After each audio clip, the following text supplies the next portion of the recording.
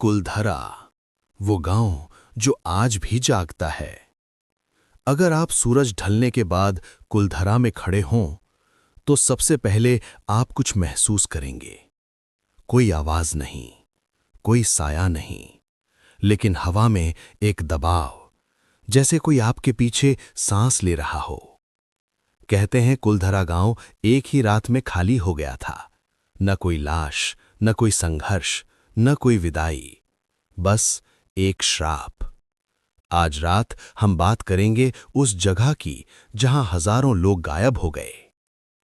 कुलधरा की ऐतिहासिक पृष्ठभूमि। कुलधरा राजस्थान के जैसलमेर से 18 किलोमीटर पश्चिम में थार रेगिस्तान के भीतर स्थित है। सरकारी और स्थानीय इतिहास के अनुसार इस गांव की स्थापना लगभग 1291 ईस्वी में पालीवाल ब्राह्मणों ने की थी। वे किसान, व्यापारी और विद्वान थे। उन्होंने रेगिस्तान में लगभग 83 गांव बसाए थे। कुलधरा उनकी राजधानी थी। ये गांव कभी जीवन से भरा हुआ था, लेकिन 1825 ईस्वी में कुछ असंभव घटना हुई। एक ही रात में पूरा गांव गायब हो गया। न कोई शव, न हथियार, न आग के निशान। अंग्रेजी अभिलेखों में भी दर्ज है, कुलधरा अचानक बिना किसी कारण के खाली हो गया। श्राप की कथा। माना जाता है कि इस गांव को श्राप मिला था। कहानी के अनुसार जैसलमेर का एक निर्दयी मंत्री था, सलीम सिंह। उसे कुलधरा की एक सुंदर ब्राह्मण कन्या साक्षी देवी से प्रेम हो गया। उसने उसे पाने की कोशिश की, पर वो लड़की को उसमें कोई दिलचस्पी नहीं थी। फिर उस लड़की को पाने के लिए उसने धमकी देना चालू कर दिया, या तो लड़की दो वरना पूरा गांव मिटा दूंगा। इस धमकी की वजह से सारे गांववासी डर गए, मगर उन्होंने सलीम सिंह के आगे घुटने टेकना से इनकार कर दिया।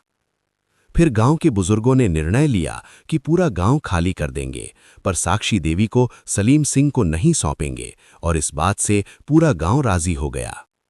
सभी गांववासियों ने गांव छोड़ने का निर्णय लिया और गांव छोड़ दिया। जब सभी लोग गांव छोड़ रहे थे, तो उस गांव के पंडित, जिनका नाम हरिदास था, उन्होंने जाते समय कहा कि ये भूमि अब शापित है। यहां कोई नहीं बसेगा, जो बसेगा उसका सर्वनाश होगा। आधुनिक पैरानॉर्मल अनुभव। आज कुलधरा एक पर्यटन स्थल है, लेकिन कोई भी रात में नहीं वहां रुकता। गार्ड कुछ हफ्तों में नौकरी छोड़ देते हैं। वहां के एक गार्ड ने कहा, खाली घरों में से आवाज आती है। वहां जो भी पर्यटक घूमने जाते हैं, वो कहते हैं उन्हें फुसफुसाहटें सुनाई देती हैं, घुंघरुओं की आवाज आती है। कुछ लोग कहते हैं टैक्स बढ़ने से लोग भागे, कुछ कहते हैं सूखा पड़ा, पर इस बात का कोई प्रमाण नहीं। और आज भी जो कुलधरा में बसने की कोशिश करता है, या तो वो बीमार पड़ जाता है या असफल हो जाता है। क्या ये सब कुछ संयोग है या चेतावनी? क्योंकि कुछ जगहें कभी नहीं भूलती और कुछ श्राप कभी नहीं मरते।